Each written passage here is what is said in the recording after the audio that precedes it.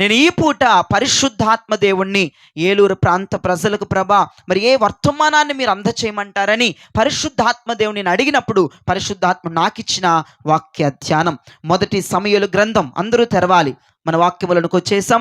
మొదటి సమూయేలు గ్రంథం 15వ అధ్యాయం 28వ వచనం.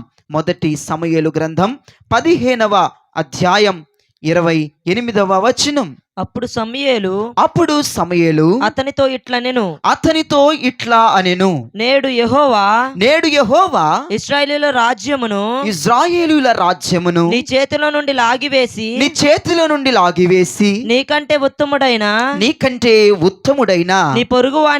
నీ పొరుగువానికి దానిని అప్పగించి ఉన్నాడు. దేవునికి మహిమ కలుగునుగాక. ఇప్పుడు ఇంగ్లీష్ లో చదువుతారు. And Samuel said to him, The Lord has torn the kingdom of Israel from you this day and has given it to a neighbor of yours who is better than you. దేవునికి మహిమ కలుగునుగాక. రెండు చేతులు ఎత్తి గట్టిగా హల్లెలూయా చెప్పాలి. ఏంటో అయ్యగారు ఇప్పుడే సిలైన్ పెట్టుకొని వచ్చాము, మీరు మమ్మల్ని ఇబ్బంది పెట్టకూడదు అన్నట్లుగా చెప్తున్నారు. హల్లెలూయా. దేవుడు మీ నోరులన్నిటిని బలపరచునుగాక. నాకెంత మెంటలు వచ్చేద్దో తెలుసు స్లోగా చెబితే. మీ గొంతులన్నీ నేను విన్నాను. మీరు గొడవలు పడుతున్నప్పుడు నెంబర్ 1గా గొడవలు పడతారు గనుక దేవునికి స్తోత్రం. గట్టిగా హల్లెలూయా చెప్పండి. అది ఈ సౌండ్ చివరి వరకు మెయింటైన్ చేయాలి. దేవునికి స్తోత్రం. హల్లెలూయా. ఇక్కడ చదివిన విషయంలో దైవజనుడైన సమూయేలు, ఇంక అందరు నా వైపు చూడాలి, మీరు బైబిల్లోకి వెళ్ళాల్సిన పనే లేదు. దైవజనుడైన సమూయేలు సౌలు రాజుతో, ఇజ్రాయేలు ఆ దేశాన్ని పరిపాలిస్తున్న సౌలు రాజుతో అంటున్నాడు, నిన్ను నా దేవుడు ఆ సింహాసనం మీద నుంచి దించేయబోతున్నాడు. ఆ రాజ్యాన్ని లాగేసుకొని నీకంటే నెంబర్ 1 కలిగినోడికి, నీకంటే ఉత్తమమైనోడికి నా దేవుడు ఆ రాజ్యాన్ని అప్పచెప్పబోతున్నాడు. నువ్వు వేస్ట్, నీ పోస్టును ఓడబీకేస్తున్నాడు అని చెప్పేసి సమూయేలు సౌలు రాజుతో మాట్లాడుతున్న సందర్భం మనం అక్కడ చూస్తున్నాం. దేవునికి స్తోత్రం. వినండి ప్రియ దైవజనమా, సౌలు ఇజ్రాయేలు దేశాన్ని, ఇజ్రాయేలు ప్రజల్ని అనగా యెహోవా దేవుని యొక్క ప్రజలని పరిపాలిస్తున్న రోజులవి. నా దేవుడు సౌలు మీదకి ఒక భయంకరమైన తీర్పును పంపించాడు. ఒక భయంకరమైన విషాదకరమైన తీర్పు సౌలు మీదకి దిగి వచ్చింది. అదేంటో అసలు నిజంగా ఆ రోజుల్లో ఎంత భయంకరమైన తీర్పో. ఆ సౌలు మీదకి వచ్చిన తీర్పుకి అందరూ భయాందోళనకి గురైపోయారు, అందరూ అలసడికి గురైపోయారు, అందరూ ఇబ్బందికి గురైపోయారు. ఎలాంటి భయంకరమైనటువంటి మరి తీర్పును యెహోవా సౌలుకి తీర్చాడు. మీరు చాలా జాగ్రత్తగా వింటే ఈ రాజ్యం, సౌలు దగ్గర ఉన్నటువంటి ఆ రాజ్యం, సౌలు కూర్చున్న సింహాసనం దేవుడు తర్వాత ఎవరికి ఇచ్చారమ్మా? దావీదుకి ఇచ్చాడు. దేవునికి స్తోత్రం కలుగునుగాక. దావీదుకి ఇచ్చారు. దావీదు కాలంలో ఇజ్రాయేలు ప్రజలందరూ కూడా సంతోషంగా ఆనందంగా ఉన్నారు. అయితే దావీదు కూడా ఒకరోజు పాపం చేశాడు. బత్షెబాతో మేడ మీదకి ఎక్కి ఆమె స్నానం చేస్తగా చూసి ఆమెను పిలిపించి ఆమెతో పాపం చేశాడు. అయితే దేవుడు దావీదుతో ఒక మాట అన్నాడు, దావీదు, నేను సౌలుకి నా కృప దూరం చేసినట్లుగా నీకు నేను చెయ్యను. చాలా జాగ్రత్తగా వినండి. మనుషులని నేను ఎలా శిక్షిస్తానో నిన్ను అలా శిక్షిస్తాను, అంతేగాని సౌలుకి నేను తీర్పు తీర్చినట్లుగా నేను నీకు తీర్పు తీర్చను, సింపుల్గా శిక్షిస్తా. దేవునికి స్తోత్రం చెప్పండి. నా కృప దావీదు నిన్ను విడిచిపోదు అని దావీదుతో మాట్లాడాడు. అయితే దావీదు సింహాసనాన్ని స్థిరపరిచాడు. తర్వాత దావీదుని ఆశీర్వదించాడు. నాకొచ్చిన క్వశ్చన్ ఏంటంటే, సౌలుని దేవుడు ఎందుకు క్షమించలేదు? దావీదుని ఎందుకు దేవుడు క్షమించాడు? సౌలుని ఎందుకు దేవుడు క్షమించలేదు? మీరు చాలా జాగ్రత్తగా వినండి. బైబిల్లో కొన్ని తప్పులు క్షమించొచ్చు, కొన్ని తప్పులు క్షమించరానివి కూడా ఉన్నాయి. మీరు చాలా జాగ్రత్తగా వినాలి. దేవుడు అన్ని క్షమించేస్తాడంటే పప్పుల్లో కాలేసినట్లుగా. మీరు చాలా జాగ్రత్తగా వినండి. కొన్ని తప్పులు దేవుడు క్షమిస్తాడు కాదన్ను, కొన్ని తప్పులు మాత్రం దేవుడు క్షమించడు. బైబిల్లో ఒక మంచి మాట ఉంది, నేను వేశ్యనైనా క్షమిస్తాను కానీ వేషధారిని నేను క్షమించను అన్నాడు ప్రభు. అయితే నాకు భలే ఆలోచన వచ్చింది, ప్రభువా దావీదును క్షమించిన దేవుడివి సౌలు నువ్వు ఎందుకు క్షమించలేదు? సౌలు మీదకి హఠాత్తుగా ఆ తీర్పు రావటానికి గల కారణం ఏంటి ప్రభువా? దావీదు పొరపాటు చేశాడు, సౌలు పొరపాటు చేశాడు, మరి సౌలుకి నీ కృప ఎందుకు దూరం చేశావు? దావీదుని ఊరకనే కొంచెం శిక్షించి ఎందుకు వదిలేశావు అని ప్రభుని నేను అడుగుతూ నా మనస్సులో ప్రేరేపణతో ప్రభుని ఆ ముందు పెట్టుకొని క్వశ్చన్ల మీద క్వశ్చన్లు వేస్తా ఉంటే ప్రభు నాతో మాట్లాడాడు, అయ్యా నేను క్షమించే తప్పులున్నాయి, క్షమించారా అని తప్పులు కూడా ఉన్నాయి. అయితే వినండి, దేవుడు ఏ తప్పుల్ని క్షమిస్తాడు, దేవుడు ఎటువంటి తప్పుల్ని క్షమించడు. ఈ రోజున మీరు చాలా జాగ్రత్తగా మీరు వింటే గనక ఈ రోజున మనం ఒక మంచి పాఠం సౌలు మీదకి వచ్చిన తీర్పులో నుంచి మనం నేర్చుకోబోతున్నాం. గట్టిగా మీ కుడి చేయి పైకి లేపి గట్టిగా ఆమేన్ చెప్పండి. ఇదేనా గట్టిగా అంటే? గట్టిగా చెప్పాలి. దేవునికి స్తోత్రం కలుగును గాక. హల్లెలూయా. దేవుడు ఏంటమ్మా, వేశ్యనైనా క్షమించేస్తాడంట, వేషధారిని మాత్రం దేవుడు. ఇలా కొన్ని తప్పులు బైబిల్లో ఉన్నాయి. కొంతమంది నేను క్షమించను అంటాడు. మళ్ళీ చూడండి, నేను పరిశుద్ధాత్మని హేళన చేసే వాళ్ళు మాత్రం క్షమాపణ ఉండదంటాడు దేవుడు. కొన్ని తప్పులకండి క్షమాపణ దొరకదు. మీరు అనుకుంటారు పిచ్చిమాలోకల్లాగా అన్ని క్షమించేస్తాడు, క్షమించేస్తాడు కూర్చోట్టాక అన్ని తప్పులు చేసుకుంటా కూర్చో. మీరు చాలా జాగ్రత్తగా వినాలి. కొన్ని తప్పులు అక్కడ క్షమించబడట్లేదు. దేవుడు వారవలేని తప్పులు తీర్పు వచ్చేస్తుంది కొంతమంది మీదకి, అవి కడగబడవు. అది హిస్సోపుతో దేవుడు కడగడు. కొన్ని తప్పులు డేంజరస్, దానికి నువ్వు శిక్ష అనుభవించి తీరాల్సిందే. వినండి, సౌలు మీదకు వచ్చిన తీర్పు పగోడు మీదకు కూడా రాకూడదండి. అలా తీర్చాడు దేవుడు సౌలు మీద తీర్పుని. మామూలుగా తీర్చలేదు. సౌలుని సింహాసనం మీద నుంచి ఓడబీకేశాడు, పోస్ట్ని పీకేశాడు. అంతవరకు ఆపాడా? ప్రాణం పోయిందాక దేవుడు వదలలేదు తెలుసా. ప్రాణాలు పోయినాయి. సౌలు కుటుంబం అంతా, సౌలుకున్న ఫ్యామిలీ అంతా కూడా యుద్ధములో మరణించారు. సౌలు మరణించాడు అంటే ప్రాణాలే కోల్పోయారు చివరికి వాళ్ళు. అంత భయంకరమైన తీర్పు సౌలు మీదకి రావడానికి గల కారణం ఏంటి? అంత భయంకరమైన తీర్పు దేవుడు సౌలుని జడ్జి చేయడానికి గల కారణం ఏంటి? సౌలు చేసిన తప్పులేంటి? దేవుడు క్షమించరాని తప్పులు సౌలు ఏం చేశాడు అనేది మనం ఈ రాత్రి గమనించాలి. అసలు నా వైపు చూస్తే మీకు మంచి మాట చెప్తాను. సౌలుని ఎన్నుకుంది ఎవరు? ఇక్కడే చాలామంది మరి ఇదైపోతూ ఉన్నారు. దేవుడు ఎస్పెషల్లీ కాదు, అక్కడ వెనకాల చాలా ప్రాసెస్ జరిగింది. అయితే మీకు ఒక చరిత్ర చెప్తాను. దేవుడు 430 సంవత్సరాలు ఐగుప్తులో ఇజ్రాయేలు ప్రజలందరూ ఉంటే, వాళ్ళు ఉడికిపోతుంటే, కష్టాలు బాధలు శ్రమలు పడుతుంటే ఐగుప్తు నుంచి ఇజ్రాయేలు ప్రజలను విడిపించాడు. ఆమేన్ చెప్పండి. విడిపించి అరణ్యం అంతా నడిపిస్తున్న దేవుడు వాళ్ళకు తోడుగా ఉండి పగలు మేఘమై రాత్రి అగ్ని అయి వారికి సమృద్ధినిస్తూ 40 సంవత్సరములు వారికి రాయి గుచ్చుకోకుండా, కాలు వాయకుండా దేవుడు వాళ్ళని వాగ్దాన దేశానికి నడిపించాడు. దేవునికి స్తోత్రం. మీకు విషయం చెప్పనా, ఆ మనుషులు దేవునికి అనుకూలంగా ప్రయాణం చేయలా, వ్యతిరేకంగా ప్రయాణం చేశారు. ఒక్కొక్కడు తిట్టుకుంటాడు, గొనుగుతాడు, సొనుగుతారు. అది తక్కువైంది, ఇది తక్కువైంది, నేరాలు, పాపాలు, దేవునికి నచ్చని పనులు చేసిన దేవుడు వాళ్ళని వదిలిపెట్టాడా? వదిలిపెట్టలేదు. ప్రియ దైవజనమా, వాళ్ళు ఎంత వ్యతిరేకంగా ఉన్నా, వాళ్ళు ఎంత అసభ్యకరమైన పనులు చేసినా, దేవునికి ఎంత వెమ్ము చూపించినా దేవుడు వాళ్ళని విడిచిపెట్ల. పగల మేఘంగా బయలుదేరాడు, రాత్రి అగ్నిగా బయలుదేరాడు. వాళ్ళు వదిలిపెట్టలేదు. అంత బాగా ప్రయాణములో దేవుడు వాళ్ళకి జయమిచ్చాడు, వాగ్దాన దేశానికి చేర్చాడు. అక్కడ దేవుడు సకలమైన సమృద్ధిని దేవుడు వాళ్ళకి దయచేశాడు. దేవునికి స్తోత్రం చెప్పండి. అయితే వీళ్ళు ఇప్పుడు ఏం ప్రార్థన చేయాలి? అయ్యా మమ్మల్ని వాగ్దాన దేశానికి పంపావు, ఇదివరకు నువ్వు తోడుగా ఉన్నావు. వినండి, ఐగుప్తు నుంచి వాళ్ళు విడుదలయ్యి వాగ్దాన దేశానికి వెళుతున్నప్పుడు వాళ్ళకి రాజు ఉన్నాడా? కింగ్ ఉన్నాడా? సీఎం ఉన్నాడా?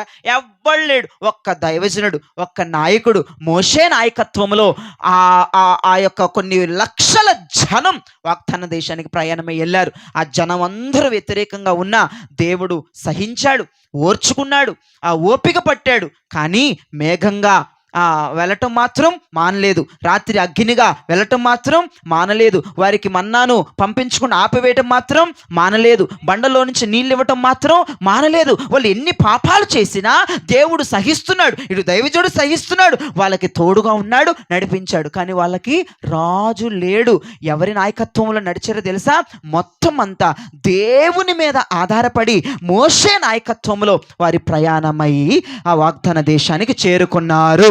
క్షేమంగా చేరుకున్నారు. ఇప్పుడు వీళ్ళకి ఏం పుట్టిందో చెప్పనా? ఇజ్రాయేల్ ప్రజలకి వీళ్ళు ఏమని ప్రార్థన చేయాలి? అయ్యా, ఇదివరకు అరణ్యములో నువ్వు తోడుగా ఉన్నావు, మాకు రాజు లేడు, గీజు లేడు, నువ్వే మాకు ఆకాశం తెరిచి మాకు మన్నాను పెట్టావు, బండలో నీళ్ళు ఇచ్చావు, మేము ఎంత వ్యతిరేకంగా ఉన్నా నువ్వు మమ్మల్ని చాలా బాగా చూసుకున్నావయ్యా. ఇప్పుడు కూడా నువ్వే మమ్మల్ని నడిపించని ప్రార్థన చేయడం పోగా వీళ్ళు ఏం ప్రార్థన చేస్తారో తెలుసా? మాకు ఒక రాజు కావాలి. వాళ్ళు చేస్తున్న ప్రార్థన చూడండి. మాయరోగాల ప్రార్థనలు కొంతమంది ఇటువంటి ప్రార్థనలు చేస్తారు. దేవుని యొక్క చిత్తమునికి అప్పగించుకొని ట్రావెల్ చేసేది మానేసి, ఆత్మదేవునికి అప్పగించుకొని నడిపింపులో వెళ్ళడం మానేసేసి, ఆ దేవుడు వద్దంటే ఇప్పుడు దేవుడు వద్దంట. అంత 40 సంవత్సరాలు ఆహారం పెట్టి దాహం తీరుస్తా, వస్త్రాలు ఇచ్చి, మరి చెప్పులు వారు తెక్కకుండా, మరి కాళ్ళకి రాళ్ళు గుచ్చుకోకుండా, పగల మేఘంగా రాత్రి అగ్నిగా వారిని కాపాడుతూ నడిపిస్తూ సమృద్ధితో నింపిన దేవుడు ఇప్పుడు వాళ్ళకి చెడైపోయాడు. వాళ్ళు అన్నాడు, మాకు రాజు కావాలి. ఏం పుట్టింది మీకు?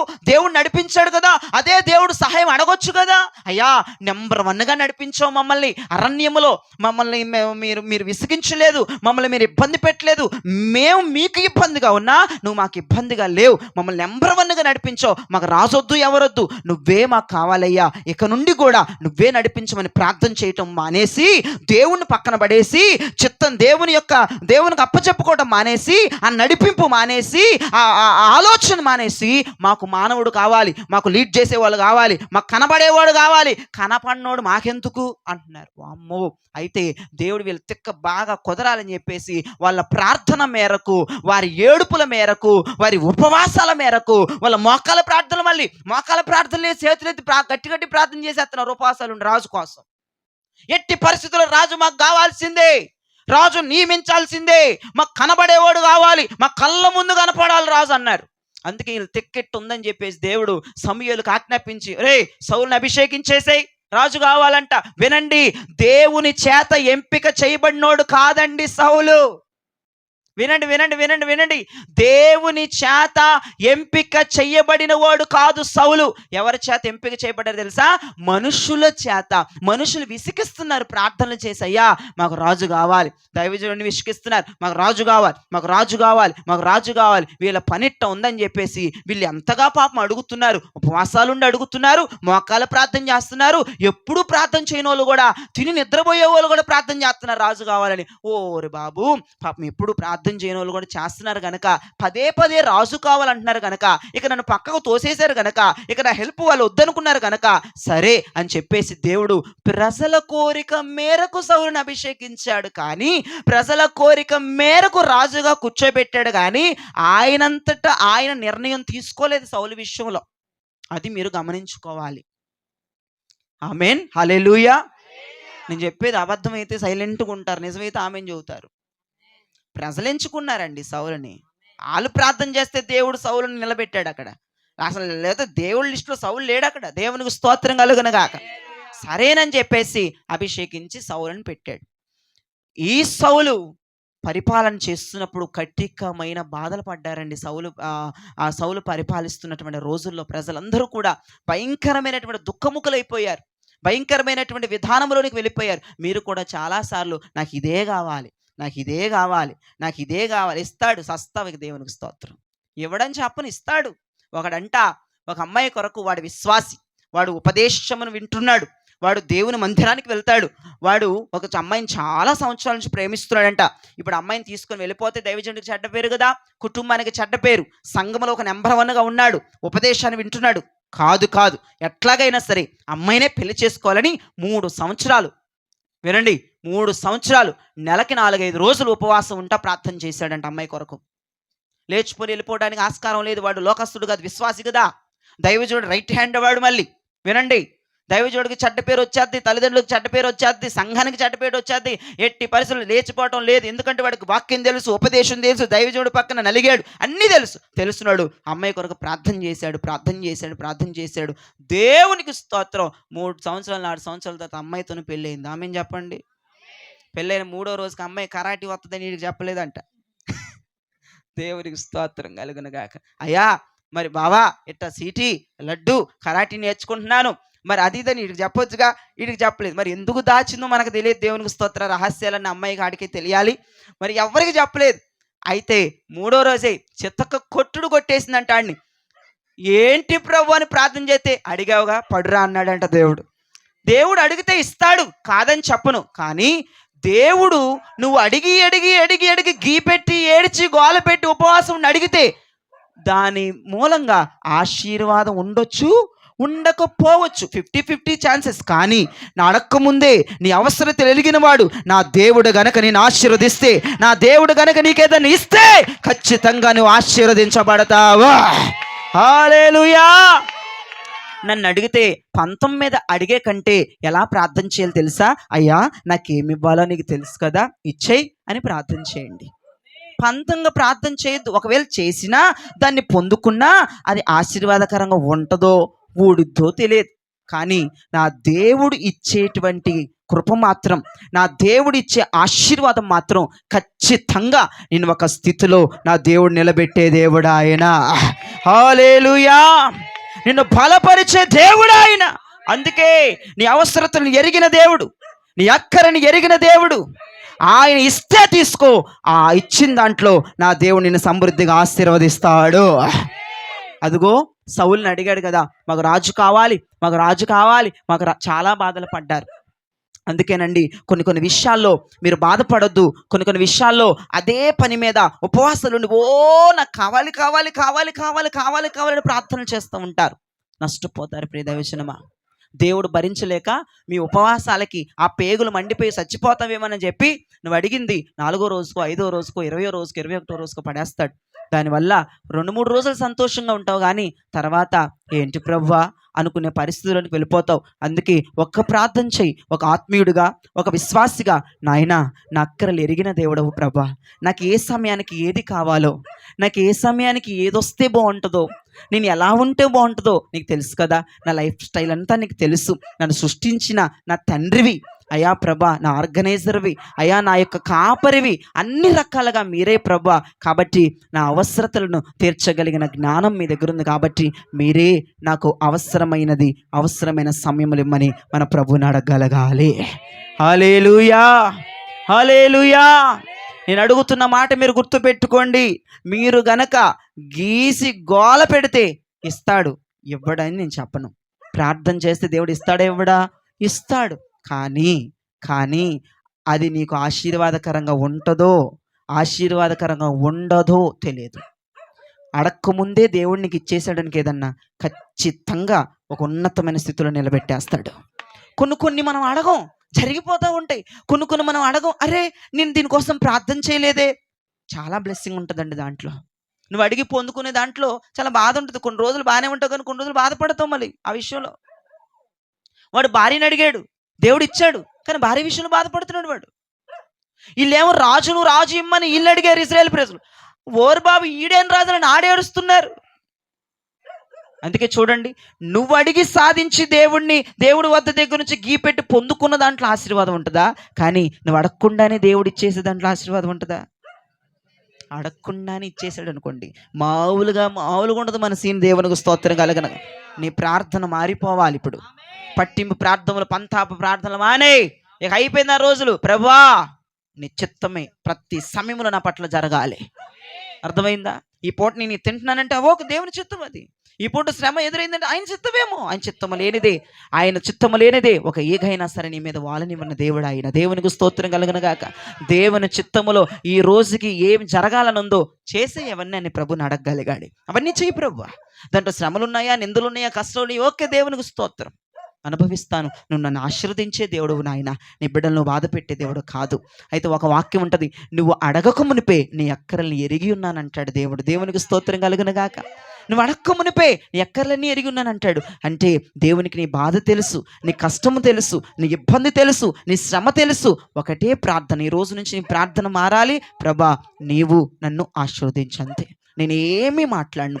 అది చెయ్యి, ఇది చెయ్యి, నీకు తెలుసు కదా, నీకు తెలుసు కదా, అది చెయ్యి, ఇది చెయ్యి, నేను చెప్పను. నువ్వు చెయ్యి ప్రభా, సమయోచితమైన కార్యం చేసేవాడువు, నువ్వు కార్యం జరిగించుకోండి, నీ బిడ్డని మీరే నడిపించుకోండి అని గనక నువ్వు చెప్తే అన్ఎక్స్పెక్టెడ్గా నీ జీవితంలో 25వ సంవత్సరంలో కార్యములు జరగబోతున్నాయి. నువ్వు ఊహించలేవు. ఒక కళ్ళు బయలుగమైపోతేనమాట నీ పట్ల జరిగే కార్యాలు. నా దేవుడు అలా ఉన్నతమైన బహుమానాలు నీకు ఇవ్వబోయే దేవుడు ఆయన. హల్లెలూయా. ఉన్నతమైన మేలు చేత నింపే దేవుడు ఆయన మనల్ని. దేవునికి స్తోత్రం కలుగునుగాక. హల్లెలూయా, హల్లెలూయా. మొదటి మాట ఏం చెప్పామమ్మా? మనం అడిగే కంటే దేవుడిచ్చింది తీసుకోవటం చాలా ఆశీర్వాదం. నువ్వు అడిగి పొందుకోవటం కంటే దేవుడు అంతట తానే నీ అవసరత ఎలిగి, నీ అక్కర ఎరిగి ఇచ్చేది ఉంటుంది చూసావా, అది ఖచ్చితంగా నేను ఒక స్థాయిలో నిలబెడుతుంది, ఖచ్చితంగా నేను ఒక స్థితిలో నిలబెడుతుంది. నీకు విషయం చెప్పినా, అయ్యా నేను సేవకుడిని అవ్వాలి అని నేను అడగలేదండి. అయ్యా నేను సేవకుడిని అవ్వాలి, 10 మందికి నేను సువార్త చేయి నేను అడగలేదండి. ఆయన నాకు ఉచితంగా ఇచ్చిన గిఫ్ట్ ఇది. అందుకే నేను దీంట్లో నిలబడిపోయానండి. ఈ గిఫ్ట్లో నేను అడిగాను అనుకోండి, నేను సేవకుడు అయిపోవాలని బైబిల్ ట్రైనింగ్స్కి వెళ్ళిపోయి ట్రైనింగ్ అయిపోయి వచ్చాను అనుకో, ఈ నిందలకి నేను ఖచ్చితంగా నిలబడలేను. ఖచ్చితంగా నేను అడుక్కొని గనక నేను అడుక్కొని దేవుడు నన్ను అభిషేకిస్తే గనక నేను ఖచ్చితంగా నిలబడి, నాకు తెలిసి నేను అడక్క ముందే నా కాళ్ళ దగ్గరికి పోస్ట్ తీసుకొచ్చి దేవుడు పెట్టాడు, నేను నిన్ను సేవకుడిగా అభిషేకిస్తున్నాడని. గొప్ప దైవజుడితో పలికి 50,000 మందిలో దైవజుడు ప్రవచనం పలికి నా పేరు పలికి ప్రభు నన్ను పిలిచాడు. నేను నిన్ను ఎన్నుకుంటున్నాను, నేను నిన్ను అభిషేకిస్తున్నాను, సేవకుడిగా నిలబెడతాను, అన్ని జనుల మధ్యగా తీసుకువెళతాను, నేను నిన్ను వాడుకుంటానని దేవుడు 2014లో నాతో మాట్లాడాడు. చూసారండి, ఆ దైవజనుడు ఎవరో నేనెవరు?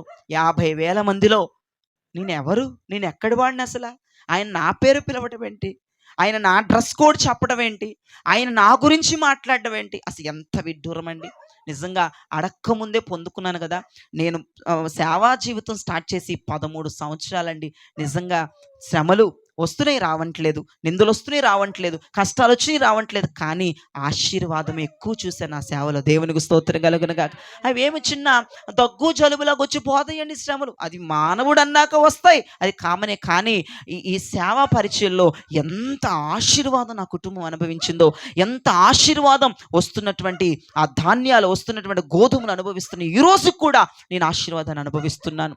నిజంగా చాలామంది ఎలాగో తెలుసా అండి, ఇప్పుడు ఎలా మారిపోయినాయి అంటే సంఘాలు, జనాలు ఓట్లు వేసుకుని దైవజనులను నిలబెట్టుకునే పరిస్థితిలోనికి దిగజారిపోతున్నాయి కొన్ని సంఘాలు.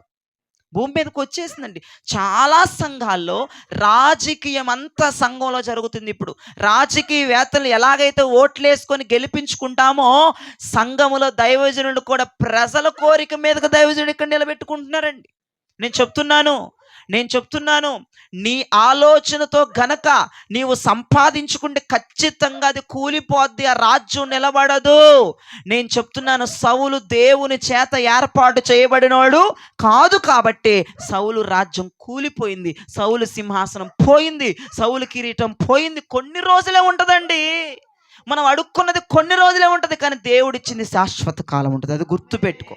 నువ్వు అడిగింది నెలో, సంవత్సరమో, 2 సంవత్సరాలు ఉంటుంది, అయిపోద్దిక మళ్ళీ తర్వాత ఉండదు అది మనతో. కానీ దేవుడు ఇవ్వాలి, ప్రేమించి మెచ్చి పిచ్చెక్కిపోయి నీకు ఇచ్చేయలేదన్న, అది మాత్రం శాశ్వతంగా మనల్ని అంటు కట్టబడి ఉంటుంది. దేవునికి స్తోత్రం కలుగునుగాక. హల్లెలూయా.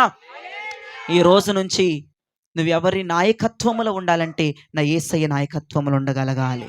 నా యేసయ్య నీకు నాయకుడు అవ్వాలి. చాలా మందిని ఎవరెవరో మౌళ్ళు చేస్తూ ఉంటారు, ఎవరెవరో నడిపిస్తూ ఉంటారు. ఇదిగో అమ్మా నా క్రాఫు, మీ అమ్మ ఇప్పుడు చాలా సందర్భాలు జరుగుతాయి, ఎవరే కటింగ్ బాగాలేదురా మార్చుకుంటే, బాగుందంటగా నువ్వు కుళ్ళుదాని అంటారు. ఎవడో చెప్తే నువ్వు అట్ట సావటం ఏంట్రా సైతానుగా. చూడండి వాళ్ళ నాయకత్వం చూడండి, వాళ్ళు క్రాఫ్ చేయించుకోవాలంటే ఎవడో చెప్పాలి ఆడికి బాగాలేదని. ఆడు బాగుందన్నాడు కాబట్టి ఆడు కోరిక మేరకు ఈడు జుట్టట్టు ఉంచుకుంటాడు. ఈ డ్రెస్ ఏం బాగాలేదే, నీకు నచ్చదులే, నువ్వు కుళ్ళుదానివి, మా ఫ్రెండ్ చాలా బాగుంది అంది. నువ్వు ఎవరి నాయకత్వంలో పనిచేస్తున్నావు? నిన్ను ఎవరు కంట్రోల్ చేస్తున్నారు? నీ డ్రెస్సింగ్ స్టైల్ కానీ, నీ మాట తీరు కానీ, నీ పద్ధతులు కానీ ఎవరి దగ్గర నుంచి నేర్చుకుంటున్నావు? ఎవరిని రోల్ మోడల్గా చేసుకుంటున్నావు? ఎవరి మాటలు వింటున్నావు? నువ్వు ఇలా తయారవటానికి, నువ్వు ఇలా ఉండటానికి నీ వెనకాల ఎవడు కాపరి? జ్ఞాపకం చేసుకో. ఒక్కసారి సౌలు రాజుగా నియమించబడటానికి దేవుడు కాదు కాపరి, జనాలు కాపరి. అందుకే కూలిపోయింది సౌలు రాజ్యం. ఈ రోజున నీ డ్రెస్సింగ్ స్టైల్, నువ్వు తినే విధానం, నువ్వు కూర్చుండే విధానం, నువ్వు నుంచుండే విధానం, నువ్వు మాట్లాడే విధానం, నువ్వు ఏది చేసినా ఏంటమ్మా ఇలా ఉన్నావంటే ఇది నా దేవునికి ఇష్టమైందని చెప్పగలగాలి. ఎస్ అండి, నిజంగా నేనైతే చెప్తున్నాను, నా సేవా జీవితంలో నేను సేవలు అడుగుపెట్టిన దగ్గర నుంచి నేను ఒక్కటే చెప్తున్నా, నా రోల్ మోడల్ ఎవరు కాదు, నా రోల్ మోడల్ నా ప్రభువే. ఆయన చూసి నేను ప్రయాణం చేస్తున్నానండి. ఎవడి మాట విన్ను. చాలామంది అనుకుంటారు వీడికి ఎంత పొగరో, వీడు ఎవరితో మాట్లాడు, వీడు సొంతగా వెళ్ళిపోతూ ఉంటాడు, ఎవడి డిసిషన్స్ తీసుకోడు, ఎవరి దగ్గర ఆలోచన తీసుకోడు, ఎవరిని సంప్రదించడు. అవసరమే ఉంది? నా నాయకుడు ప్రభు అయితే, నా కాపరి ప్రభు అయితే, నన్ను నడిపించాడు ప్రభు అయితే, నా ఆత్మదేవుడికి నేను సమర్పించుకుంటే ఎవరినో అడిగి సేవ చేయాల్సిన అవసరం నాకు లేదు. ఎవడో చెప్పాలి సేవ చేయాలి, ఇలా చేయాలి, అలా చేయాలి. నేను చేస్తున్న సేవ నేను గుండెలమే చేసుకొని చెప్తున్నాను, ఆత్మదేవుడు నడిపిస్తున్న సేవ పరిచర్యదే. దేవుడు చెప్తే చేసేస్తాను. అది ఎవడికి వ్యతిరేకమైనా, అది ఎవడికి నచ్చకపోయినా, ఆ మాటలు ఎవడికి నచ్చకపోయినా, నా విధానం ఎవడికి నచ్చకపోయినా నాకు నో ప్రాబ్లం. దేవుడు చెప్పాడు నేను చేయాలి. నేను ఏ మనిషికి సమర్పించుకోను, ఏ మనిషికి అర్పించుకోను. నా రిమోట్ ఎవడి చేతికి నేను ఇవ్వను. నా రిమోట్ ఇస్తే సార్వభౌముడి చేతిలోనే ఉంటుంది. నువ్వు కంట్రోల్ చేయి ప్రభు. ఆడెవడుకో, నేను ఇచ్చేది నా రిమోట్. నా తల్లికి కూడా ఇవ్వను చూసుకో, నా తండ్రికి కూడా ఇవ్వను, నా మీద పెత్తను. నేను దేవునికే నా పెత్తనం ఇస్తాను అంతే. భక్తి విషయంకి వస్తే తండ్రి లేడు, తల్లి లేదు, చెల్లి లేదు అనలేదండి. దేవునికి స్తోత్రం అండి. వాళ్ళు చెప్తే నేను భక్తి చేయడం ఏంటండి? వాళ్ళు మానేయమంటే నేను మానేయటం ఏంటండి? సేవా జీవితంలో 13 సంవత్సరాల సేవా జీవితంలో నా దేవుని జ్ఞానం ఇస్తున్నాడు, పరిచర్య చేస్తున్నాను అంతే. ఈ పరిచర్యలో నా తండ్రి అడ్డుకున్నాడు కొన్ని సంవత్సరాలు. నువ్వు చేయడం కరెక్ట్ కాదు, నువ్వు మానేసేయి. నువ్వు చెప్తే నేను వింటయ్యా. డైరెక్టర్గా అనకపోయినా ఇండైరెక్ట్గా చూపించాను ఆ పనులు చేసి. నేను దేవుడు చెప్తే అసలు ఆగనండి, అస్సలు ఆగనండి. నాకు ఎవడు సపోర్ట్ చేసినా సపోర్ట్ చేయకపోయినా దేవుడు చెప్పాడు అంటే ఖచ్చితంగా అది చేసి తీరాలి. ఇప్పుడు నా రిమోట్ ఎవరి చేతిలో ఉంది చెప్పండి ఒకసారి. మరి నీ రిమోట్ ఎవరి చేతిలో ఉంది? సిటీ చేతిలో, లడ్డు చేతిలోనా? దానికి నచ్చింది ఈ డ్రెస్సు, ఆడికి నచ్చింది ఈ క్రాఫ్. ఏంటి ఎంత సిగ్గుచేటుగా లేదు? నీ దేవునికి నువ్వు సమర్పించుకోవాలమ్మా, సార్వభౌముడికి సమర్పించుకోవాలి. నేను తయారు చేస్తున్నాడు ఆయన, సృష్టికర్త అయిన దేవునికి స్తోత్రం చెప్పరే. సృష్టికర్తను మర్చిపోయి ఎగసకాలు పడిపోయి ఆడికి నచ్చింది, వీడికి నచ్చింది, వీళ్ళు చెప్పారు, వాళ్ళు చెప్పారు, వదిలేయ్. నీ రోల్ మోడల్ ప్రభు అయిపోవాలి. దేవునికి స్తోత్రం కలుగును గాక. నువ్వేది చేస్తున్నా, ఏంటి ఇలా చేస్తున్నావు అంటే నా ప్రభు మాట్లాడారు కనుక నేను చేస్తున్నానని మాట్లాడగలగాలి. ఎవడో చెప్తే కాదు, అక్కడ వాక్యం మాట్లాడింది, దైవజనుడు చెప్పాడు, నేను చేస్తున్నాను అంతే. నీ వెనకాల ఇంకోటి చేతిలో రిమోట్ ఇచ్చావా, నీ జీవితం పతనం చేస్తారు వాళ్ళు. నీ రిమోట్ ఎవరి చేతిలో ఉందో లటుక్కున వాడికి ఫోన్ చేసి లాక్కో నీ రిమోట్ని.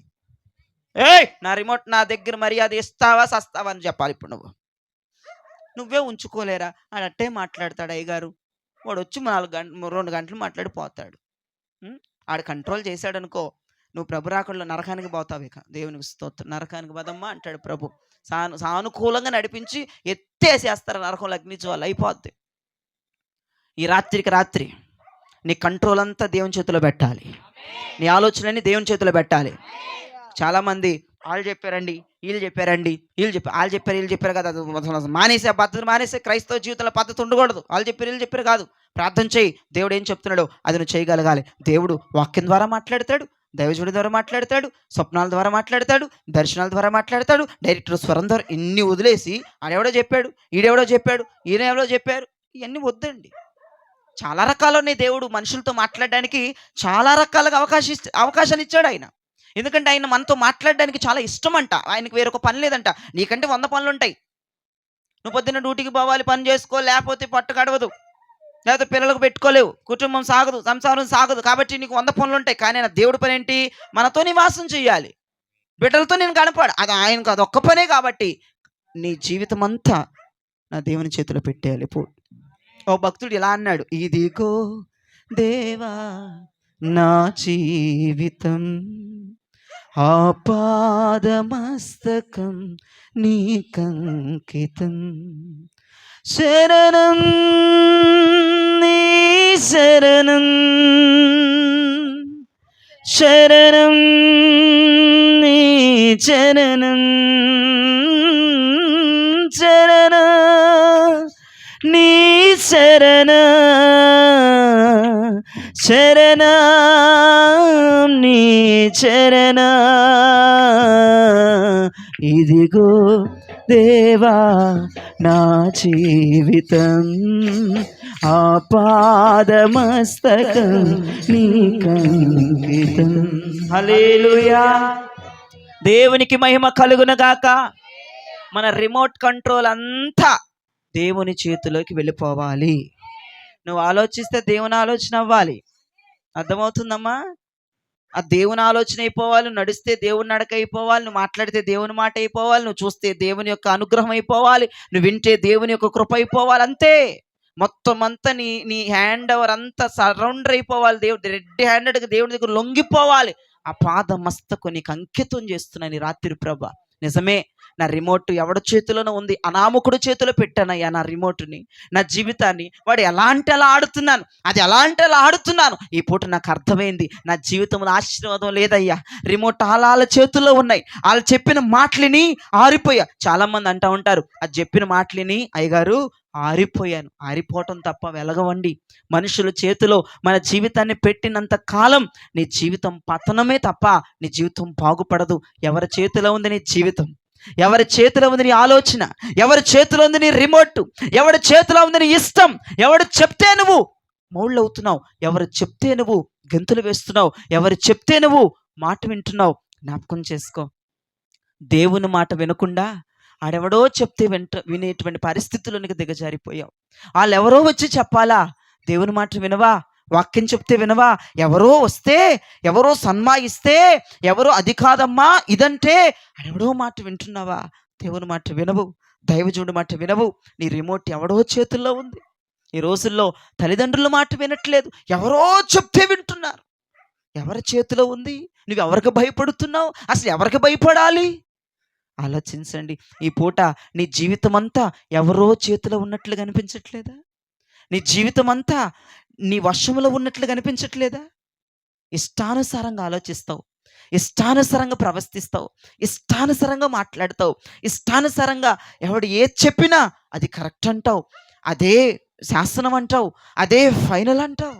ఆలోచించు. నీ స్నేహితుడి చేతిలో ఉందేమో నీ జీవితం యొక్క రిమోట్, మీ చెలికాని చేతిలో ఉందేమో, లేదంటే ఇంకెవరెవరి చేతిలో ఉందేమో, మీ బంధువుల చేత, రక్త సంబంధుల చేతిలో ఉందేమో నీ జీవితం. వాళ్ళు చెప్పినట్లు ఆడుతున్నావేమో, వాళ్ళు చెప్పినట్లు ప్రవర్తిస్తున్నావేమో, వాళ్ళు చెప్పినట్లు మాట్లాడుతున్నావేమో, వాళ్ళు చెప్పిన ఆలోచనలు తీసుకుంటున్నావేమో. ఈ రాత్రి ఒక్కసారి ఆ రిమోట్ నీ యేసయ్య చేతిలో ఒక్కసారి పెట్టు చూడు. మొత్తం అంతా అందరినీ మర్చిపో, అందరూ బ్లాక్ అయిపోవాలి. నీ జీవితం అంతా ఒక్కసారి దేవునికి ఇచ్చి చూడు. నెంబర్ 1 అని ఉంటుంది నీ జీవితం. నెంబర్ 1 స్థానంలో నిలబడతావు నువ్వు. నేను చెప్తున్నా, నెంబర్ 1గా నా దేవుడు నేను తీర్చిదిద్దుతాడు. ఇజ్రాయేలు ప్రజలే గనక, అయ్యా మాకు రాజులొద్దు, రెడ్లొద్దు, ఎవడొద్దు, మాకు నువ్వే మాకు కావాలి. ఆ రోజున మేఘంగా నడిచిన నీవు, ఆ రోజున అగ్నిగా నడిచిన నీవు, ఈ రోజు కూడా మీరే మాకు కావాలి అంటే వాళ్ళ జీవితం ఒక రేంజ్లో ఉండేది. అల్లా మనిషి కావాలి, రాజు కావాలన్నారు. భయంకరమైన కష్టాలు వచ్చినాయి సౌలు రాజ్యంలో వాళ్ళకి. ఈ రోజున ఒక్కటే చెప్తున్నా, నీ వశములో నువ్వు ఉండొద్దు, ఎవడి వశములో నువ్వు ఉండొద్దు. ఆత్మదేవుని వశములో ఉండిపోయి నీ జీవితాన్ని ముందు కొనసాగించు. అర్థమవుతుందా? చాలా అద్భుతంగా నీ జీవితం మార్చే దేవుడు ఆయన. ఇక రెండో విషయం, ఎందుకు సౌలుకి అంత బలమైన తీర్పు వచ్చింది? ఎందుకు దేవుడు సౌలు కూర్చున్న సింహాసనం మీద నుంచి సౌలుని ఈడ్చేశాడు? ఎందుకు సౌలు నెత్తి మీద ఉన్న కిరీటాన్ని తీసేసుకున్నాడు? ఎందుకు సౌలు చేతులు ఉన్న అధికారాన్ని పిండేసుకున్నాడు అంటే, ఒకటి, అసలు సౌలు దేవుని చేత ఏర్పాటు చేయబడినాడు కాదు. కాబట్టి వాడి రాజ్యం అట్టడుగు స్థానంలోనికి దిగిపోయింది. ఈ రోజున మీ బ్రతుకులు కూడా నాశనం అయిపోవటానికి, మీ బ్రతుకులు కూడా కన్నీరు మున్నీరు అయిపోవడానికి గల కారణం ఏంటో తెలుసా? నీ ఇష్టం, నీ వశం, నా ఇష్టం అంటున్నావే, అదే పెద్ద దయ్యం. నీ ఇష్టం పనిచేయొద్దమ్మా, దేవుని ఇష్టం పనిచేయాలి. కొంతమంది అంటారు, నా ఇష్టం ఏంటంటా, ఏంటంట, ఉండు లడ్డూ పెడతాడు నీకు. నీ ఇష్టమా? ఎలా వచ్చావు భూమి మీదకి? ఎవరి అనుగ్రహం ఉంది? అదేం మాట? నా ఇష్టం, నా ఇష్టం వచ్చినట్టు చేస్తాను. నువ్వెవరు? నువ్వెవడురా? నీ ఇష్టం వచ్చినట్టు చేయడానికి అది నీ సొత్తు కాదు. అది అర్థమైందా? ఈ రాత్రి పిలిస్తే వెళ్ళిపోవాలి. ఏంటి ఫోజులు కొడుతున్నారు చాలామంది, నోరుంది కానీ. ఈ రాత్రి ప్రభు అంటాడు, ఒరేయ్ ఎర్రివాడా, పిలుస్తున్నారు ఈ రాత్రి, నీ ప్రాణం అడుగుతున్నారు, రా అన్నాడు దేవుడు. సంపాదించిందంతా ఏమైపోయింది? అది ఎగురుతున్నాడు తాక్కుంటా, ఓ తినుము తాగుము సుఖింతుము. దేవుడికి నీ ఎర్రెక్కిపోయింది. ఒరే బాబా రా, కమ్ హియర్ అన్నాడు దేవుడు. స్తోత్రం. పో నరకంలో పో అన్నాడు. అంతే. ఏమైపోయింది? ఆడ ఆస్తులు ఏమైపోయినాయి, బంగారాలు ఏమైపోయినాయి, వజ్ర వైఢూర్యాలు ఏమైపోయినాయి, సుఖభోగాలు ఏమైపోయినాయి? ఇవన్నీ మంట కలిసిపోయినాయి. సంపాదించిన సంపాదన ఏది తీసుకెళ్ళిపోయాడు దేవుడు. అరే వాళ్ళు నీ ప్రాణం అడుగుతున్నారా? వాళ్ళు తిను తాగు సుఖించని మాట్లాడతావే, నీ ఇష్టానుసారంగా ప్రవర్తిస్తావేంటి ఆ శరీరంలో? నీకు శరీరం ఇచ్చింది ఎందుకు? ఆత్మనిచ్చింది ఎందుకు? నేను ప్రాణం ఇచ్చింది ఎందుకు? నీకు ఇష్టమైనట్లుగా బ్రతకమనా? మీకు చేతులెత్తి నమస్కరించి చెప్తున్నాను, నా ఇష్టం అన్న మాట మాత్రం బ్రతికి ఉన్నంత కాలం మాట్లాడొద్దు దయచేసి. నా ఇష్టం అన్న మాట మాత్రం నీ నోట్లో నుంచి వచ్చిందా, నేను చెప్తున్నాను, నువ్వు క్రైస్తవురాలివే కాదు, నువ్వు క్రైస్తవుడవే కాదు. నీ ఇష్టం పనిచేయొద్దు.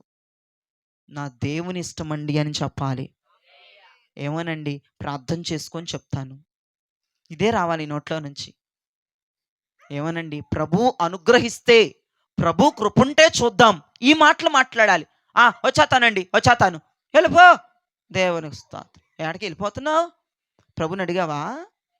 ఎబ్బే, ఏది ఎందుకు అడుగుతావు? నువ్వు ఎందుకు అడుగుతావు? నీ ఇష్టం కదా. నేను ఎక్కడికి వెళ్ళాలన్నా ప్రభుని అడుగుతాను. అది నా హాబీగా నేను ఎంచుకున్నాను. అది నాకు ఫస్ట్ నుంచి నాకు ప్రభు నేర్పించాడు. ఎక్కడికైనా వెళ్ళాలండి ప్రభా, మరి వెళ్ళమంటావా వద్దంటావా? మా అమ్మని అడుగు, మా నాన్న అడుగు, నమ్మా పలానా దగ్గరికి వెళ్ళాలి, వెళ్ళా వద్దా? అలవరు. దేవునికి స్తోత్రం. ఈ శరీరము, ఈ ప్రాణము, ఈ ఆత్మ ఇది దేవునిది. రేపటి రోజు నీ ఆత్మ ఆయనకు అప్పచెప్పాలి. ప్రభు ఏం చెప్పారు? తండ్రి, నా ఆత్మని నీకు అప్పగించుకుంటున్నాను. ఎవడైతే ఈ ఆత్మను, ఈ జీవవాయువును ఊదాడో ఆయనకి లోబడి ఉండాలి. దేవునికి స్తోత్రం కలుగున. ఏదైనా నా జీవితంలో నేను ఎక్కడికి వెళ్ళాలన్నా, ఎక్కడ ప్రేయర్ మీటింగ్కి వెళ్ళాలన్నా ప్రార్థన చేసుకుని వెళ్తా. ప్రభా మరి నీ కృప ఉంటే నడిపించు ప్రభా, మరి నీ కృప ఉంటే ఆ గృహానికి తీసుకెళ్ళి ప్రభా, మరి నీ చిత్తమేనా అని ప్రభుని అడగటం నాకు చాలా ఇష్టం. అదే నాకు ఇదిగా నేను ఎంచేసుకున్నాను, అదే నా జీవితంగా మార్చేసుకున్నాను. నా దేవుడు నిజంగా అడుగు పెట్టిన చోటల్లా నన్ను ఘనపరుస్తూనే ఉన్నాడు ఈరోజు కూడా. దేవునికి స్తోత్రం కలుగును గాక. మీరు ఏది చేయాలన్నా ప్రార్థన చేసుకొని చేయండి.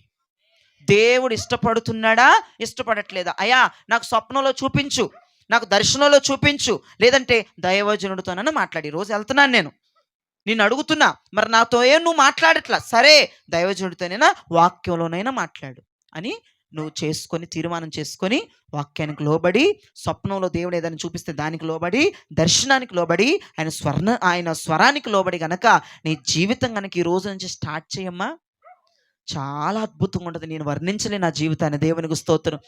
నిదర్శనం నేనే, సాక్ష్యం నేనే. నేను చెప్తున్నాను, ప్రౌడ్గా ఫీల్ అవుతున్నాను.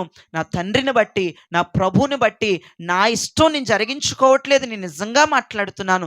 ప్రతిదీ నీ ఇష్టం జరగాలి ప్రభా. నాలో నా ఆలోచనలో నీ ఇష్టమే ఉండాలి, నా నోటి మాటల్లో నీ ఇష్టమే ఉండాలి. నేను ఏదన్నా వింటున్నా అది నీ ఇష్టమై ఉండాలి, నేను తింటున్నా అది నీ ఇష్టమై ఉండాలి, ఎక్కడ నిలబడినా అది నీ ఇష్టమై ఉండాలని ప్రభుకి నేను అర్పించేసుకున్నాను, సమర్పించేసుకున్నాను. నా రిమోట్ తీసుకెళ్ళి మీరు కంట్రోల్ చేయండి, నేను ఎవ్వరు కంట్రోల్ చేసినా నా వల్ల కాదు, నాకు ఇష్టం లేదు, మీరు కంట్రోల్ చేయండి అని 13 సంవత్సరాలుగా దేవుడే నన్ను కంట్రోల్ చేస్తున్నాడు. రెడ్ బటను, గ్రీన్ బటన్ ఉంది. రెడ్ నొక్కితే ఆగిపోతా, గ్రీన్ నొక్కితే పరిగెడతా.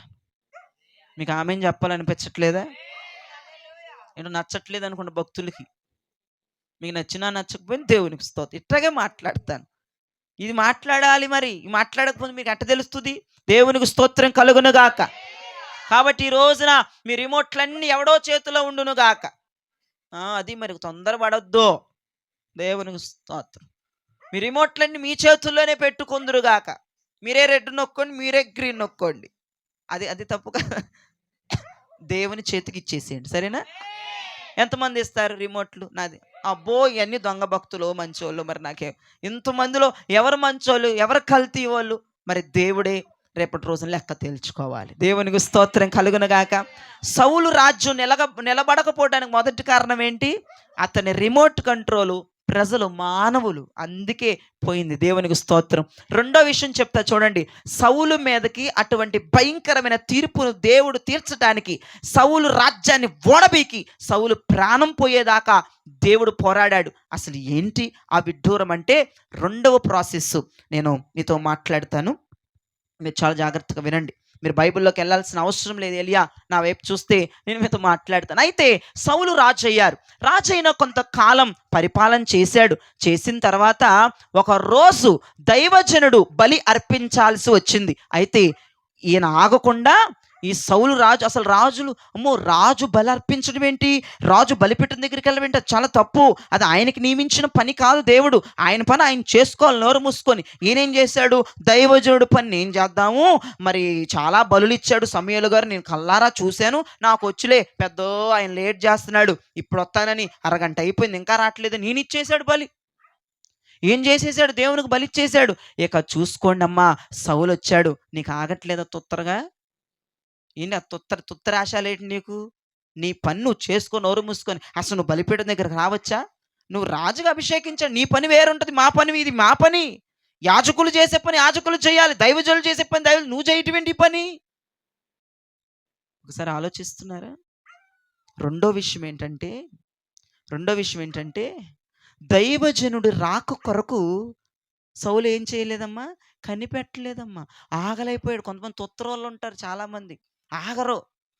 ఆయన రాళ్లే అని ఈమె చేసేస్తుంది. ఇక శాపం వచ్చేస్తుంది. జాగ్రత్త. దైవజనుడు కొరకు కనిపెట్టుకుని బ్రతికి కృప దేవుణ్ణి అడుగు. అయ్యా, నేను దైవజనుడి కొరకు కనిపెట్టుకోవాలయ్యా, ఆయన నోటి మాట కొరకు కనిపెట్టుకోవాలి. ఎందుకంటే దైవజనుడి మాటను రూఢిపరచగలిగిన దేవుడు ఆయన. ఒక విషయం చెప్పండి, అందరూ కాదులే కానీ సమూయేలు లాంటి వాళ్ళు అనండి ఒకసారి. అందరూ కాదు కానీ సమూయేలు లాంటి వాళ్ళు అనండి. సమూయేలు లాంటి వారి కొరకు కనిపెట్టుకోవాలి. దేవునికి స్తోత్రం కలుగును గాక. సమూయేలు మావులోడు అనుకున్నారండి? దేవుని వద్ద చిన్న వయసులో నుంచి దేవుడు గానుగులేసి పిండేశారు. దేవునికి స్తోత్రం. సమూయేలుని దేవుడు ఏంటి ప్రవక్తగా అభిషేకించాడంటే, అసలు రాజులను అభిషేకించే కృప వచ్చిందంటే మామూలు విషయమా? పిండేశాడు. పరిచర్య మీద పరిచర్య. చిన్న వయసులో నుంచి 2 ఏళ్ళకు వదిలేసింది సన్నిధిలో వాళ్ళ అమ్మ. చిన్నప్పటి నుంచి అయ్యగారి చేయి గడగటం, అయ్యగారికి భోజనం పెట్టడం, అయ్యగారి కాలు నొక్కటం, మందసం దగ్గరికి వెళ్ళటం, అక్కడ దీపం వెలిగించడం, ఒత్తి కత్తిరించడం, నూనె పోయటం. అబ్బో, చచ్చిపోయాడులే పరిచర్యలో. అందుకే దేవుడు ప్రవక్తగా అభిషేకించాడు సార్ సమూయేలు. అలాంటి సమూయేలు లాంటి దైవజనుడిని అతను చేయవలసిన పని ఈడు దూరిపోయి సౌలుకి ఎందుకమ్మా, హాయిగా సింహాసనం ఉంది, కిరీటం ఉంది, రాజు, నువ్వు పరిపాలన చేసుకో, నీకెందుకు అయ్యా ఈ పని? ప్రతిష్ఠితులు చేసే పని, యథార్థవంతులు చేసే పని, నీతిమంతులు చేసే పని, పరిశుద్ధులే చేసే పని నీకేం అవసరం అయ్యా? వద్దానా ఎవడో మందసం పడిపోతున్న లటుక్కుని పట్టుకున్నాడు, పాపం చచ్చాడు గుట్టుక్కుమని. దేవుడు ఇంకెందుకు అంటున్నా? పరిశుద్ధులు చేయవలసిన పని చేయకూడదు. దేవునికి స్తోత్రం చెప్పరే. మేము పరిశుద్ధులమే. అమ్మా, ఎప్పుడు కూడా సేవకుడితో సమానంగా చేసుకోకూడదు, చాలా తప్పది. చాలామంది సేవకుడి కంటే అయిపోదామని చూస్తూ ఉంటారు, రేంజ్లోకి ఎక్కేద్దామని చూస్తూ ఉంటారు. కొంతమంది సేవకుడు మాట్లాడకముందు ఏమో ప్రవచించేస్తుంది. దేవునికి స్తోత్రం. అట్లాంటి భక్తులు ఎంతమంది నిలిచాను నేను. ఏమే చెప్పేస్తా ఉంటుంది, ఈయన చెప్పడు. నా కుమారుడు, అమ్మో దేవుని స్తోత్రం, ఈడు దడుచుకుపోతాడు, ఇక్కడ నుంచున్నాడు. అదేంటమ్మా, నువ్వు దైవజనుడికి ఏంటి అట్ట చేస్తున్నావేంటి? నువ్వు దైవజనుడికి విలువ ఇవ్వవేంటి నువ్వు? వినండి, దైవజనుడు రాక కొరకు ఎలా చూడాలి? మనం కనిపెట్టుకోవాలి. అన్నట్టు గట్టికోసారి కనిపెట్టుకోవాలి. కనిపెట్టుకోకుండా దైవజనుడు చెప్పిందాకా ఆగకుండా, దైవజనుడికి ఇప్పుడు ఒక ఆమె నాకు ఒక మాట చెప్పింది, అయ్యా చెప్పమని. నేను చెప్తాను 2 వారాల దాకా చెప్పట్లా, ఆమె చేసేసుకుంది పని. చేసేసుకుని మీరు చెప్పలేదు కదా, నేను చేసుకున్నాను, మరి నాకు రివర్సే కొట్టింది, ఇప్పుడైనా చెబుతావా అంటుంది. నిన్ను ఎవడు చేసుకోమని? వ్యాపారం పెట్టాలి ఎందుకు చెప్పేస్తున్నా డైరెక్ట్ యూట్యూబ్లో చూసిందాం దేవుని స్తోత్రం. వ్యాపారం పెట్టుకోవాలి, ప్రార్థన చేయండి. ప్రార్థన చేస్తాను. నేనేంటి చాలా లేటుగా నేను, వాళ్ళకి మెంటలు వచ్చేది, ఓర్పు సహనం వాళ్ళకి ఉండదు. అయితే 2 వారాలు అయిపోయింది. ఇక తర్వాత ఫోన్ చేసి, అయ్యా మరి ఏం చెప్పట్లేదమ్మా, ప్రార్థన చేస్తున్నానన్న. ఆమె మెంటలు ఎక్కిపోయి ఉంటుంది. సరే వందనాలు బాబు, ప్రార్థన చేయండి అని చెప్పేసి పెట్టేసుకుందంటే ఏదో చిన్న వ్యాపారం పెట్టేసుకుంటేనండి భయంకరమైన లాస్ వచ్చేసింది ఆమెకి. మళ్ళీ నెలకు ఫోన్ చేసింది. నెలకు ఫోన్ చేసి, అయ్యా మరి దేవుడు ఏమైనా చెప్పాడా అంది. అమ్మ నెల అయిపోయింది కదా, ఇప్పుడు దాకా ఏం పెట్టుకున్నాను, అంతా ఆరిపోయాను, ఏమైనా చెప్పాడా అంటుంది. అట్టుంటది. దైవజనుడు కోసం కనిపెట్టరు. ఆయనకి చెప్తారు, అయ్యా ఫలానా అయ్యా ప్రార్థన చేయండి, కనిపెట్టు ఉండు, చెప్పిందాకుండి, ఎందుకంత కంగారు ఎందుకు, ఓర్పు నేర్చుకో, సహనం నేర్చుకో. దైవజనుడు ఏం మాట్లాడతాడో అని ఎదురు చూడు. దైవజనుడు కంగారు పెట్టేసి ఆయన ఇబ్బంది పెట్టి నువ్వు చెప్పే అంటే చెప్పేస్తాడు, సత్తావు. బాబా నువ్వు పద్దాకలు ఇసుకెత్తుందని ఏదో ఒకటి చెప్పాడు అనుకో, ఏంటి పరిస్థితి, అప్పుడు నా మీద నిందేస్తావు. ఏది జరిగినా మేమే బలి పశువులు. అగో చెప్పాడు జరగల, నువ్వు ఇసుకిస్తే ఆ ఇసుకింపులో పోలే కానీ అన్నాను. ప్రేమగా చెప్పేది ఉంటుంది, విసుకెత్తున్నామని చేసేసుకోండి అనేది ఉంటుంది. అందుకే మీరు దేవుడి విషయంలో కూడా ఆయన విసికించి పొందుకున్నాం అనుకో, చాలా డేంజర్. ఆయనంతటా ఆయనే నీకు ఇవ్వాలనిపించాలి. దేవునికి స్తోత్రం. దైవజనుడు అంత దైవజనుడే. నువ్వు చెప్పినప్పుడు ఆ మాట కొరకు వేచి చూడు. వారం పడుతుందా, 2 వారాలు పడుతుందా, నెల పడుతుందా? కొంతమంది భక్తులు ఉన్నారు, నాకు చాలా వారంటే చాలా ప్రాణం. ఎందుకంటే వారు ఏదన్నా విషయం నాకు చెప్తే అది నేను రివర్స్ వారికి చెప్పిన దాకా ఆ పని వారు చేయరు. ఆ పనిలో వాళ్ళు ఏలు పెట్టరు.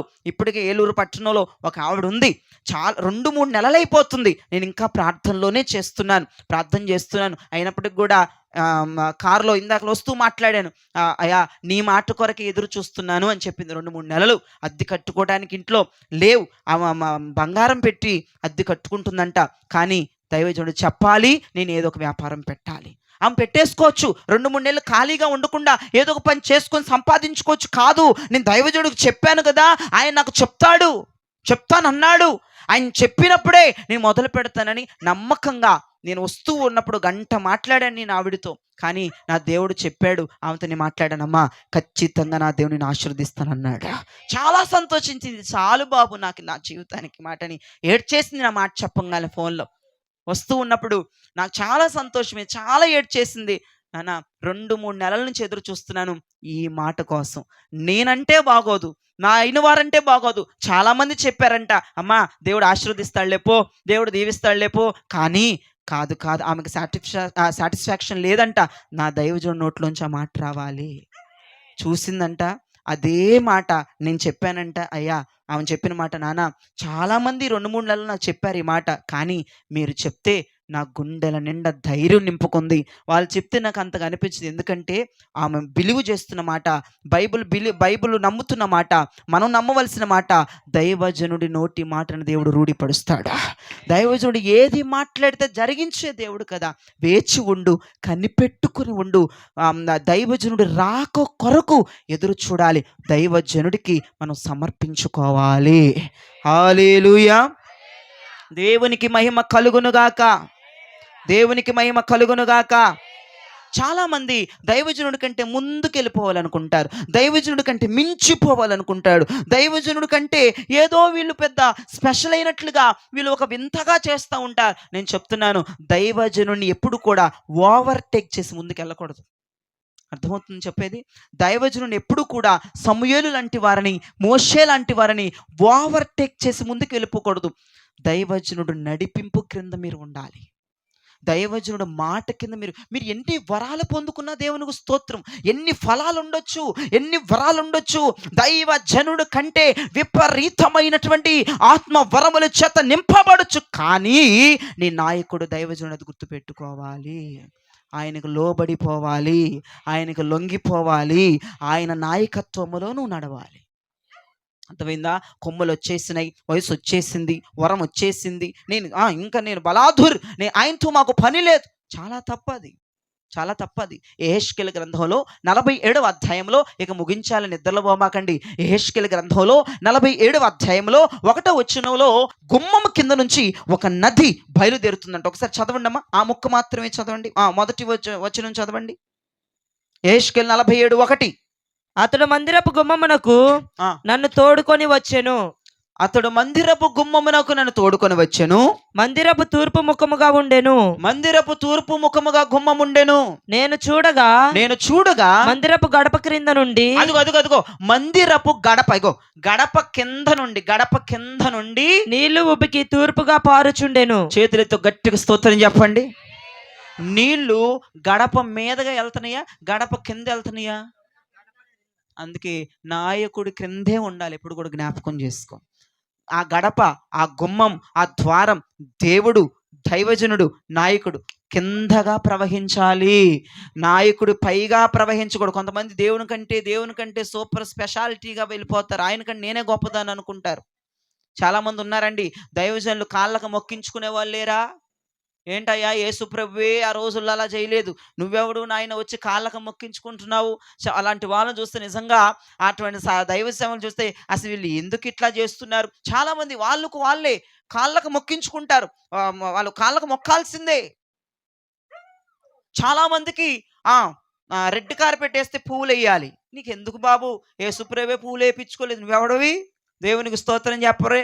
ఇట్లాంటి జనము, ఇట్లాంటి ఘనత కోసం కకృతిపడి ఇటువంటి జనం ఉంటారండి. ఈ రోజున చాలా ప్రపంచంలో ఘనతలు, శాల్వాలు, బుకేలు, పువ్వులు, అసలు ఆయనకి లేని సన్మానాలు, ఆయన చేయించుకొని సన్మానం, ఆయన మీద పడని పువ్వులు నీ మీద ఎందుకు పడాలని కోరుకుంటావు? నీ మీద ఎందుకు రావాలని కోరుకుంటావు? నేను చెప్తున్నాను, దేవుని కంటే గొప్పలైపోవాలని కొంతమంది, దైవజనుడి కంటే మించిపోవాలని కొంతమంది, ఆ జీవితాలు ఎప్పటికీ బాగుపడవు. మీరు జ్ఞాపకం చేసుకోవాలి. గడప కింద నుంచి పారాలి కానీ గడప పైగా నువ్వు పారకూడదు. దైవజనుని ఓవర్టేక్ చేయకూడదు, దేవుణ్ణి ఓవర్టేక్ చేయకూడదు. అణిగి మణిగి ఉండాలి. నీకు ఎన్ని ఉన్నా నీ నాయకుడు నీ దైవజనుడు అయిపోవాలి. నువ్వు ఒక నాయకత్వములు నడిపించబడాలి. నీకు నాయకత్వం లేకుండా ఉంటే ఖచ్చితంగా రేపటి రోజున నరకమే గత అవుతుంది. మీరు జ్ఞాపకం చేసుకోండి. దైవజనుడి మాటకి నువ్వు సమర్పించుకోవాలి. దైవజనుడి క్రింద నువ్వు ఉండగలగాలి. దేవునికి స్తోత్రం కలుగును గాక. ఆయన రాక కొరకు ఎదురు చూడాలి, దైవజనుడు మాట కొరకు ఎదురు చూడాలి, దైవజనుడు దర్శనం కొరకు ఎదురు చూడాలి. దైవజనుడు అయ్యా నా ఇంటికి వస్తానన్నాడు, మీరు తీసుకురండి అని ప్రార్థన చేయగలగాలి. నీ సొంత కార్యక్రమాలు చేయకూడదు. అక్కడ సౌలు చేసిన తప్పేంటో తెలుసా? దైవజనుడు కొరకు కనిపెట్టకుండా సొంతగా చేసేసాడు. ఈ విషయం కూడా చెప్తా వినండి.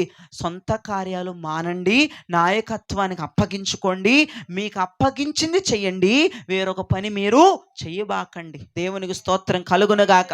నా దేవుడు మీకు ఏది అప్పగించాడో అది చెయ్యటానికి మాత్రమే మీ మనస్సును సిద్ధపరచుకోండి. వేరొక పనిలోకి వెళ్ళిపోయి, వేరొక జీవితంలోకి వెళ్ళిపోయి నువ్వు చెయ్యమాకు. అది నీకు అనవసరం. నీకు నా దేవుడు ఏ పని అప్పగించాడు ఆ పనిలో ముందు నమ్మకంగా ఉండు. అవతల పనిలో నీకెందుకమ్మా? ఆ పనిలో నీకు అవకాశం లేదు. ఆ పనిలో నీకు పాలిభాగస్తురాలు కాదు, నీకెందుకు? అన్ని పనులు నాయా అనుకుంటావు. అన్నిట్లో నేనే చెయ్యి జోర్చాలి, అన్నిట్లో నేనే తలదూర్చాలి, అన్నిట్లో నా చెయ్యి ఉండాలి, అన్నిట్లో నా కాలు ఉండాలనుకుంటావు. కాదు, నీకు ఒక సపరేట్గా ఘనత ఇచ్చాడు, నీకు సపరేట్గా పని ఇచ్చాడు, నీకు సపరేట్గా పరిచయం ఇచ్చాడు. నమ్మకంగా చేసుకొని ప్రభా స్తోత్రం స్తోత్రం స్తోత్రం అంటే జీవితాన్ని ముందుకు తీసుకువెళ్ళు. నీది కాని పనిలో, నీది కాని జీవితంలో, నీది కాని మాటల్లో నువ్వు దూరావా, ఖచ్చితంగా రాజ్యము నిలబడదు, కృప నిలబడదు, కనికరం నిలబడదు, జాలి నిలబడదు. ఖచ్చితంగా వాటిని నా దేవుడు తీసేస్తాడు నీ దగ్గర నుంచి. జ్ఞాపకం చేసుకో. సౌలు చేసిన తప్పులు నేను ఇప్పుడు చెప్పాను. 1, సౌలు మనుషుల చేత నియమించబడ్డాడు కాబట్టి పోయాడు. 2, సౌలు దైవజనుడు కోసం కనిపెట్ల, ఆయన మాట కొరకు కనిపెట్ల, ఆయనకి అప్పగించుకోలా, పోయాడు. 3, అతనిది కాని పనిలో జోక్యం చేసుకున్నాడు. ఇప్పుడు చెప్పండి, ఇలాంటి బుద్ధులు గనక ఇక్కడ ఉంటే ఖచ్చితంగా మీకు కూడా రేపటి రోజున సౌలు మీదకు వచ్చిన ఉగ్రతే వస్తుంది. సౌలుకి తీర్చిన తీర్పే నీకు తీరుస్తాడు. ఇది కావాలా? లేదంటే వామ్మో సౌలు చేసినట్లు నేను చెయ్యకూడదు, ఈ 3 విషయాలు నాలో ఉండొద్దు. 1, రిమోట్ నీ చేతుల్లోనో, లేదంటే నీకు తెలిసిన వారి చేతుల్లోనో, నీకు ఇష్టమైన వారి చేతుల్లోనో ఉండకూడదు. అది దేవుని చేతిలో పెట్టేయాలి. అప్పుడు నా దేవుని ఆశీర్వదిస్తాడు. 2, దైవజనుడు కొరకు కనిపెట్టాలి, అతడు మాట కొరకు కనిపెట్టాలి, అతడు నాయకత్వములో అప్పగించుకోవాలి. 3, నీ పని ఏదో అదే చేసుకొని కాముగా ఉండాలి. నీది కాని పనిలో నీ వారు కాని వారిలో జోక్యం చేసుకొని వెళ్ళిపోయి రాసుకు పూసుకొని ఉండకూడదు. నీ పని అయిందా, నోరు మూసుకొని కాముగా జారుకోవటం నేర్చుకోవాలి. చాలామంది మందిరానికి వెళితే వాళ్ళు ఎందుకు వెళ్ళారా, వాక్యం విన్నారా, అయ్యగారితో ప్రార్థన చేయించుకున్నారా, వచ్చారా, అంత అయిపోద్ది. ప్రార్థన చేయించేసుకొని ఒక మూల గోళ్ళకు ఆనుకొని వాళ్ళ మీదకి వీళ్ళ మీదకి వాళ్ళ మీద ఈమెందుకు రాలేదు, ఆడెందుకు రాలేదు, అది అట్ట చేసిందంట. నీకు అనవసరం కదా అది. నీకేది అవసరం? నీకేం చెప్పాడు? మందిరానికి పోయావు, అక్కడ ప్రార్థన చేసుకున్నావు, వాక్యం విన్నావు, ఏడ్చావు, గుండెలు బాదుకున్నావు, రోధించుకున్నావు, అయ్యగారితో ప్రార్థన చేసావు, ఇంటికి రా, అయిపోయింది. నీ పనేదో చేసుకో. ఒక ముక్కలో చెప్పాలంటే అడ్డమైన పనులన్నిట్లో తలదొచ్చొద్దు, అడ్డమైన స్థలాలన్నింటిలోకి వెళ్ళి నిలబడొద్దు. నీది కాని దాంట్లో నువ్వు ఉండొద్దమ్మా. దేవునికి స్తోత్రం చెప్పండి. ఒకవేళ సౌలులాగా చేస్తే మీ పరిస్థితి చాలా చాలా ఘోరంగా ఉంటుంది. చాలా ఘోరంగా ఉంటుంది, నేను చెప్తున్నాను. సౌలుకి నిజంగా దడ పుట్టుకుపోయింది సమూయేలు మాట మాట్లాడుతుంటే. చదివాం కదా మనం సమూయేలు గ్రంథంలో. నీ సింహాసనం ఊడబీకేసుకుంటున్నాడు, నీ కిరీటం ఊడబీకేసుకుంటున్నాడు, నీకంటే నెంబర్ 1 కలిగినోడికి ఇస్తాడు, నీ పని అయిపోయిందిరా అన్నాడు సమూయేలు. ఒక్క మాట, ఆ మాట గుండె ఆగిపోయింది. సౌలు గుండె ఆగిపోయి అంత పని అయిపోయింది. నిజంగా సింహాసనం పోయింది, కిరీటం పోయింది, రాజరికం పోయింది, చివరికి చచ్చిపోయాడు. దిక్కులేని సావు సచ్చాడు. ఇప్పుడు చెప్పండి, ఏంటి అట్టా చూస్తున్నారు? దాని తర్వాత అంటారు అందరూ, కథ అమ్మ మేము బతికే ఉన్నామండి, మేము సమానం కాదన్న వాళ్ళు గట్టిగా ఆమెని చెప్పండి. అమ్మో, మీరు బతికే ఉన్నవాళ్ళ, దేవుని స్తోత్రం. ఏం మాట్లాడరేంటి? ఆలోచిస్తున్నారా ఏంటా పరిస్థితి అని? ఆ 3 మీలో ఉన్నాయి, లేదంటే ఆ 3లో ఒకటో, మూడోదో, రెండోదో ఏదో ఒకటి మీలో ఉండొచ్చు. కానీ ఆ 3 మనలో ఉండకూడదు. తొందరగా చెప్పండి. 1, మన రిమోట్ ఎవరి చేతిలో ఉండాలి? మన జీవితం ఎవరి చేతిలో ఉండాలి?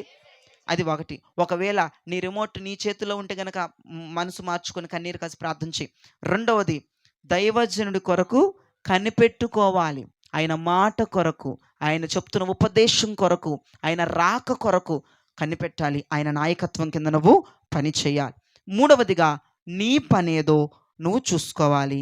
ఎవ్వరి పనుల్లో జోక్యం చేసుకోకూడదు, తల దూర్చకూడదు. అర్థమవుతుందా? కష్టాలు కొని తెచ్చుకోవద్దు. మీరు సేఫ్గా ఉండండి, నీ పనేదో నువ్వు చేసుకోండి, కామ్గా ఇంటికి తిరిగి వచ్చి ప్రభుని స్తుతించండి. ఈ 3 జీవితాలు లేనివారు మోకరించి చేతులెత్తి ఒక చిన్న ప్రార్థన నేను చేస్తాను, నాతో కలిసి ఏకీభవించి, ఎవరి మనస్సు విరిగిపోయిందో ఈ పూట, ఎవరి మనస్సు నలిగిపోయిందో, ఎవరితో దేవుడు మాట్లాడాడో వాళ్ళందరూ కూడా మోకరించి ప్రార్థన చేయవలసిందిగా ప్రభు పేరిట మనవి చేస్తున్నాను. ప్రభు వాక్యమును దీవించి మీ వినికిడిలో ఆశీర్వదించునుగాక. ఆమేన్.